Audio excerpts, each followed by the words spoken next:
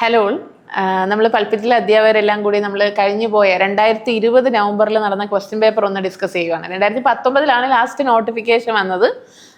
പക്ഷെ എന്നാൽ കൊറോണയുടെ ഒക്കെ ടൈം കാരണം എക്സാം നീണ്ടുപോവുകയും 2020 നവംബർ ഏതാണ്ട് അവസാനമാണ് പരീക്ഷ നടന്നത്. സോ നമ്മൾ ക്വസ്റ്റ്യൻ പേപ്പർ ഇങ്ങനെ നോക്കിക്കൊണ്ടിരുന്നപ്പോഴാണ് എല്ലാവരും വളരെ ലൈറ്റ് ക്വസ്റ്റ്യനാണെന്ന് പറയുന്നത്. ഇനി ഇങ്ങനത്തെ ഒരു ക്വസ്റ്റ്യൻ തന്നെയാണോ നമ്മൾ ഇനി എക്സ്പെക്ട് ചെയ്യുന്നത്? ഉറപ്പായിട്ടും എനിക്ക് തോന്നുന്നില്ല. വളരെ എന്താ പറയാ, കാഠിന്യമുള്ള കടിച്ചാ പൊട്ടാത്ത ജാർഗൻസ് ഒക്കെ ഉപയോഗിച്ച് ക്വസ്റ്റ്യൻസ് വരുമെന്ന് എനിക്കും തോന്നുന്നില്ല. കാരണം ഇത് തന്നെ ചോദിച്ചു കഴിഞ്ഞാൽ അറിയാലോ എങ്ങനെയായിരിക്കും. കാരണം നമുക്ക് കോൺസെപ്ച്വൽ ക്ലാരിറ്റി ഉണ്ടാവും. പക്ഷെ ഒരു 3 മാർക്കിന് 8 മാർക്കിന് 15 മാർക്കിന് അത് എഴുതി ഫലിപ്പിക്കാനുള്ള പ്രയാസമാണ് പല കുട്ടികൾക്കും ഉള്ളത്. പിന്നെ അതുപോലെ തന്നെ സിലബസും വാസ്റ്റ് ആണല്ലോ. അപ്പൊ അതിനൊന്ന് കവർ ചെയ്ത് ഒരു റൗണ്ട് ഒന്ന് ഓടി വരിക എന്നുള്ളതാണ് ക്വസ്റ്റ്യൻ പേപ്പറിന്റെ പ്രധാന. 15 മാർക്കിന്റെ SI ക്വസ്റ്റ്യൻ ആയിരുന്നു നമുക്ക് എല്ലാവർക്കും അറിയാം. അല്ലെ, എല്ലാവരും അറിയാതെ മോക്കപ്പിക് ആണ് എന്ന് മാത്രം നമുക്കറിയാം. പക്ഷെ അതൊരു 100-300 വാക്കിൽ അത് എഴുതി ഫലിപ്പിക്കാൻ ആർഗ്യുമെന്റ്സിന്റെ ക്വാളിറ്റി, ഇതിലൊക്കെയാണ് കുട്ടികൾ പലപ്പോഴും പ്രയാസപ്പെട്ടു. സോ നമ്മൾ ക്വസ്റ്റ്യനിലോട്ട് വരുമ്പോൾ ഫസ്റ്റ് പാർട്ടിലുള്ള 2 പ്രധാനപ്പെട്ട ക്വസ്റ്റ്യൻ ആണ്. ഒന്ന്, explain briefly Laura Mulvey's concept of women as image and man as bearer of silk. നമുക്കറിയാവുന്ന കാര്യമാണ്. പക്ഷെ അതിനൊരു 3 മാർക്കിലോട്ട് എഴുതുമ്പോൾ എന്തൊക്കെ എഴുതണം സർ? എനിക്ക് തോന്നുന്നു കറക്റ്റ് ആയിട്ട് സ്കോപ്പോഫീലിയയുടെ സംഭവം അതിനകത്തൊന്ന് ചുരുക്കേണ്ടി വരും. പിന്നെ ഈ പറഞ്ഞ ഹിസ്റ്റോറിക്കലി ഹോളിവുഡ് സിനിമ എത്രത്തോളം സ്ത്രീ വിരുദ്ധമായിരുന്നു, ആ പേട്രിയാർക്കൽ സംഭവങ്ങൾ, മെയിൽ ഗെയ്സ്, അതൊന്നും നല്ലപോലെ. പക്ഷെ നമ്മളൊരു കാര്യം ചുരുക്കി എഴുതാൻ പറ്റുന്ന എപ്പോഴാണ്? നമുക്ക് ഏറ്റവും വൃത്തിയായിട്ട് അത് നല്ലപോലെ അത്രയും ക്ലാരിറ്റി ഉള്ളപ്പോഴാണ് നമുക്ക് ചുരുക്കി പറയാൻ പറ്റുന്നത്. അപ്പോൾ നമ്മൾ നല്ലപോലെ എസ്സേ വായിച്ചിരിക്കണം. 3 മാർക്കിൽ ആ ഒരു ലുക്കഡ് അറ്റൻഡൻസും അതുപോലെ തന്നെ അതെല്ലാം എഴുതേണ്ടി വരും അല്ലേ? ആ വോയർസും ഒക്കെ എഴുതേണ്ടി വരും. അത് വന്ന് ആൻസർ. പക്ഷെ 3 മാർക്കിന്റെ ക്വസ്റ്റ്യൻ എന്ന് പറയുമ്പോൾ ഈ 3 മാർക്കിൽ 1 മാർക്കായിരിക്കും മേ ബി ആ പർട്ടിക്കുലർ ടേമിനുള്ളത്. ബാക്കി ഈ പറയുന്ന പോലെ 8 മാർക്കിനെക്കാട്ടി ടഫാണ് 3 മാർക്ക് എഴുതി മാർക്ക് വാങ്ങാന്നുള്ളത്. 3 സെന്റൻസ് ഒക്കെ നമുക്ക് അതിനകത്ത് എഴുതാൻ പറ്റും. ഈ ചോദ്യം ഒരു എസ്ഐക്ക് വെച്ചിട്ടുണ്ടെങ്കിൽ പിള്ളേർക്ക് വലിച്ചു വരി എഴുതാം. 3 മാർക്കിൽ വരുമ്പോഴത്തേക്കാണ് എന്ത് ഉൾപ്പെടുത്തണം അത് ശ്രദ്ധിക്കാൻ നമ്മൾ ഡിസ്കസ് ചെയ്തോ തന്നെ 5-6 ടേംസ് വന്നു കഴിഞ്ഞു. അത് ശ്രദ്ധിക്കേണ്ട കാര്യം 6 ക്വസ്റ്റ്യൻ അങ്ങനെ. അതായത് 3 മാർക്കിന് 18 മാർക്കിന്റെ ഒരു വെയിറ്റേജ് ആണ് ഉള്ളത്. അതായത് നിങ്ങളൊരു എസ്സേക്കാളും മാർക്കുണ്ട് ഈ 18 മാർക്ക് വരുന്ന എ പാർട്ടിന്. അത് ഇമ്പോർട്ടൻ്റാ. പിന്നെ ചോദിച്ചിട്ടുള്ള 2ാമത്തെ ക്വസ്റ്റ്യൻ എന്ന് പറയുന്നത്, what are the major themes explain in Andrew മാർവലിൻ ടു ഹിസ് കോയ് മിസ്ട്രസ്? എനിക്ക് തോന്നുന്ന കാർപേഡിയം അത് ആ ഒരു കോൺസെപ്റ്റ് എഴുതുമ്പോൾ തന്നെ എനിക്ക് തോന്നുന്നു കറക്റ്റ് ആയി. അതാണ് മെയിൻ തീം പറയുന്നത്. പിന്നെ ഇന്നവിറ്റബിലിറ്റി ഓഫ് ഡെത്ത്, ആ ഒരു സംഭവം, അതും രണ്ടും ആവുമ്പോൾ തന്നെ ഏകദേശം ഒരു 3 മാർക്കുള്ള ഐറ്റം ആയിട്ടുണ്ടെന്ന് തോന്നുന്നു. പിന്നെ മാൻ വിമൻ റിലേഷൻഷിപ്പ് ഒക്കെ ഒന്ന് വേണമെങ്കിൽ സൂചിപ്പിച്ച് അതോറിറ്റിയും പവറും കാര്യങ്ങളും ഒക്കെ ഒന്ന് സൂചിപ്പിച്ച് വിടാം അല്ലേ സാർ? വേറെ ഒത്തിരി കാര്യങ്ങൾ, ഒരുപാട് കാര്യങ്ങൾ ഞാനത് ആലോചിക്കുന്നു. ഒരുപാട് കാര്യങ്ങൾ നമുക്ക് ബന്ധപ്പെട്ട് പറയാൻ പറ്റും.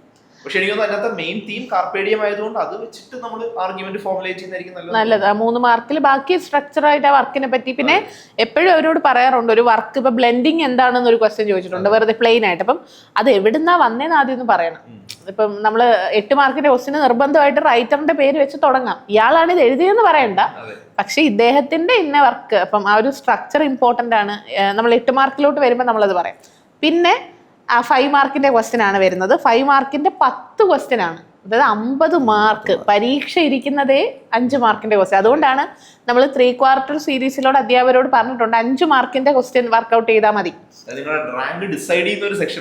ജോലി കിട്ടോ ഇല്ലയോ അത് തീരുമാനിക്കുന്ന 10 ക്വസ്റ്റ്യൻ ആണ് 5 മാർക്കിന്റെ ആയിട്ട് വന്നിട്ടുള്ളത്. തുടങ്ങുന്നത് തന്നെ comment on the symbolism in the title blue sty. ഗംഭീര ക്വസ്റ്റ്യൻ.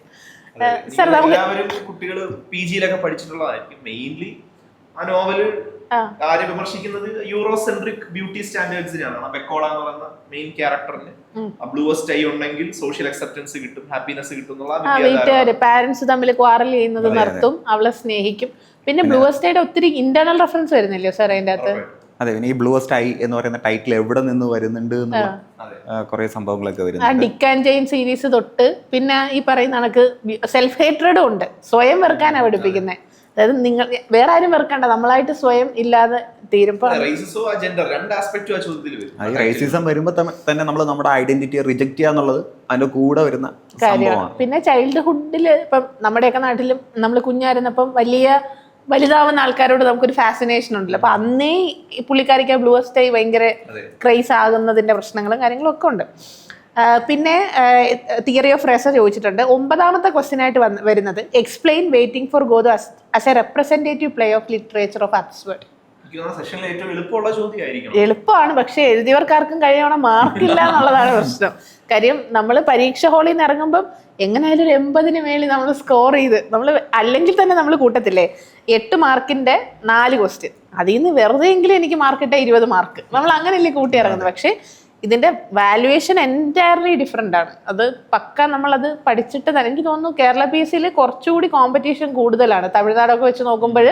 പിന്നെ ഇത്രയും അങ്ങ് കുറച്ചെങ്കിലും ലിബറലായിട്ട് അവിടെ മാർക്ക് വരുന്നുണ്ട്. ഇവിടെ സാറേ നമുക്ക് അതിൻ്റെ അകത്ത് എന്തൊക്കെ ആഡ് ചെയ്യാൻ പറ്റും? ആദ്യം ലിറ്ററേച്ചർ ഓഫ് അബ്സേർഡ് എന്താണെന്ന് പറയണം, കൊടുക്കണം. പിന്നെ existentialism, minimal plot, minimal character development, desolate ആയ സെറ്റിംഗ്സ്, പിന്നെ റെപറ്റേറ്റീവ് ആക്ഷൻ. ഇതൊക്കെ മെയിൻലി അബ്സേർഡ്സ് അറിയാമെങ്കിൽ തന്നെ ആ നാടകം വായിച്ചിട്ടില്ലെങ്കിൽ പോലും നമുക്ക് ഒരു ഉത്തരം എഴുതാൻ പറ്റും. അബ്സേർഡ്സ് അറിഞ്ഞിരുന്നത്. പിന്നെ അതിൻ്റെ തന്നെ പറയുന്ന പലതും മീനിങ്ലെസ് ആയിട്ടുള്ള അവരുടെ അങ്ങോട്ടും ഇങ്ങോട്ടുള്ള അട്ടറൻസസ്, അതുപോലെ തന്നെ ക്യാരക്ടേഴ്സിൽ കൺഫ്യൂഷൻ ഉണ്ട്. പോസോലക്കി രണ്ടാമത്തെ ആക്ടിലോട്ട് വരുമ്പോൾ കാര്യങ്ങൾ മൊത്തം മാറുന്നുണ്ട്. പിന്നെ ഇലോങ്ങേറ്റഡ് ഒരു സ്പീച്ച് ഉണ്ട്. പിന്നെ പേര് തന്നെ വെയിറ്റിംഗ് ഫോർ ഗോദോ, പുള്ളി വരുന്നില്ലല്ലോ. അപ്പം അതെല്ലാം കൂടെ ചേർത്ത് 5 മാർക്കിന് ഗംഭീരമായിട്ട് എഴുതാനുള്ളതുണ്ട്. പിന്നെ ഇതിനെ ഇവരെങ്ങനെ ആർഗ്യുമെന്റ് പറയുന്നു, അതിനെ സബ്സ്റ്റാൻഷിയേറ്റ് ചെയ്യുന്നു, അതൊക്കെയാണ് ഇമ്പോർട്ടൻ്റ് ആയിട്ട് വരിക. ആർക്കിടൈപ്പൽ ക്രിറ്റിസിസം ഒറ്റ വാക്കിൽ ചോദിച്ചിട്ടുണ്ട്. അതൊക്കെ ആർക്കിടൈപ്പൽ ക്രിറ്റിസിസം ഒരു എസ്സേ ആയിട്ടാണ് നമുക്ക് പഠിക്കാനുള്ളത്.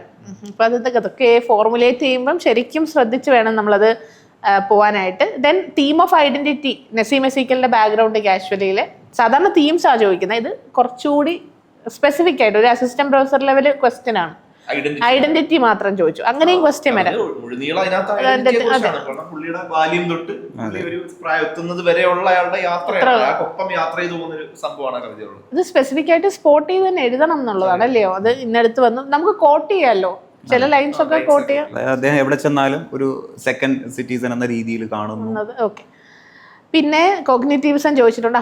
1984 എ ഡിസ്റ്റോപ്പിയൻ നോവൽ, വളരെ ഗംഭീരമായിട്ടുള്ള ക്വസ്റ്റ്യൻ ആണ്. അപ്പം ബേസിക്കലി ഇങ്ങനത്തെ ക്വസ്റ്റ്യൻ അറ്റൻഡ് ചെയ്യുമ്പോൾ ആദ്യം ഡിസ്റ്റോപ്പിയൻ ഫിക്ഷനിൽ നിന്ന് തുടങ്ങാം. അതിന്റെ ഫീച്ചേഴ്സ് പറയാം, അതെങ്ങനെയൊക്കെ ഇതിന്റെ അകത്ത് അല്ലേ റെസിപ്രോക്കേറ്റ് ചെയ്ത് വന്നിട്ടുണ്ട് വിത്ത് എക്സാമ്പിൾസ്. നിങ്ങളുടെ മാർക്ക് എടുത്തിട്ട് കാര്യങ്ങളൊക്കെ ശരിക്കും നന്നായിട്ട് വലിയ സിലബസ് ആണ്. ഈ പഠിച്ചിട്ട് പോയാൽ കോൺഫിഡൻസോടുകൂടി ഇറങ്ങി വരാം എന്നുള്ളതാണ്. പഠിച്ച് ഒത്തിരി പിള്ളേരെല്ലാരും തന്നെ നല്ല ഭീകരമായിട്ട് പഠിച്ചു, പക്ഷെ ക്വസ്റ്റ്യൻ കണ്ടപ്പോ എല്ലാരും ഇതല്ല പ്രതീക്ഷിച്ചത്. അല്ല ഒന്നുമില്ല, നമുക്ക് ഒരു ഗംഭീര ക്വസ്റ്റ്യൻ. എനിക്ക് തോന്നുന്നു നമ്മുടെ പെൻ പോയിന്റ് സീരീസിൽ 8 മാർക്കിന് വരുന്നത് പോലും ഇതിലും ടഫ് ക്വസ്റ്റ്യൻസ് ആണ്. നമ്മൾ ചിലപ്പോഴെങ്കിലും നമുക്ക് കൊളേജിയേറ്റ് ആണല്ലോ, പിന്നെ ട്രെൻഡ് മാറി ഒന്ന് കട്ടിയാക്കിയാലും പിടിച്ചു നിൽക്കണമല്ലോ. അതുകൊണ്ട് അങ്ങനെ തന്നെയാണ് പോകുന്നത്. പിന്നെ feminist themes in Anita Desai's clear light of the day ചോദിച്ചിട്ടുണ്ട്. ഏറ്റവും സ്റ്റാൻഡേർഡ്, അതായത് ചർച്ചയായ ക്വസ്റ്റ്യൻ ആണ്. മാക് ഫ്ലെക്നോ എങ്ങനെ മോക്കപ്പിക്കായി, അത് 3 മാർക്കിനല്ല ചോദിച്ചേക്കുന്നത്, 8 മാർക്കിന്.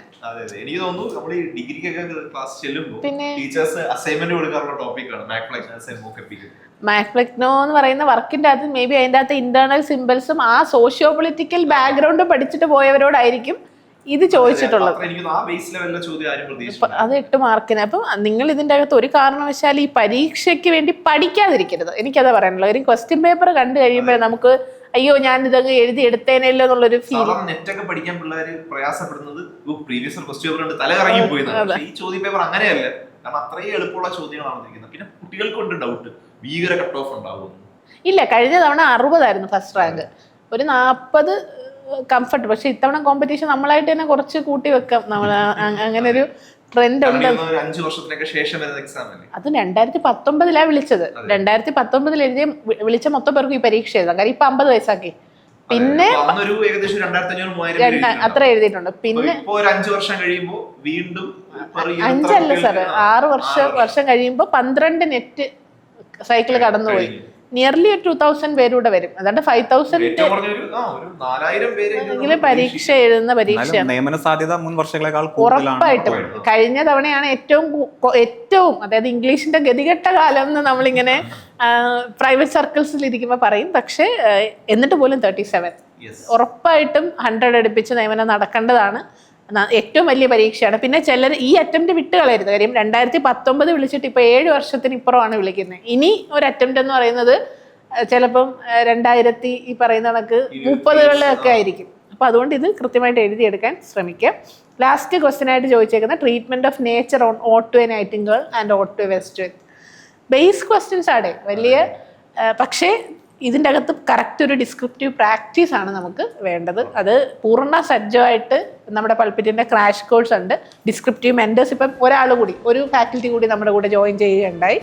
സോ നിങ്ങൾക്ക് താഴെ നമ്മുടെ വാട്സപ്പ് കമ്മ്യൂണിറ്റി ലിങ്കും കാര്യങ്ങളൊക്കെ കൊടുത്തിട്ടുണ്ട്, ജോയിൻ ചെയ്യാം. അപ്പം നമ്മുടെ യൂട്യൂബ് ചാനൽ സബ്സ്ക്രൈബ് ചെയ്താൽ ഇനിയും ഇൻഫർമേറ്റീവ് ആയിട്ടുള്ള വീഡിയോസ് നിങ്ങളെ തേടിയെത്തും. ഓക്കെ.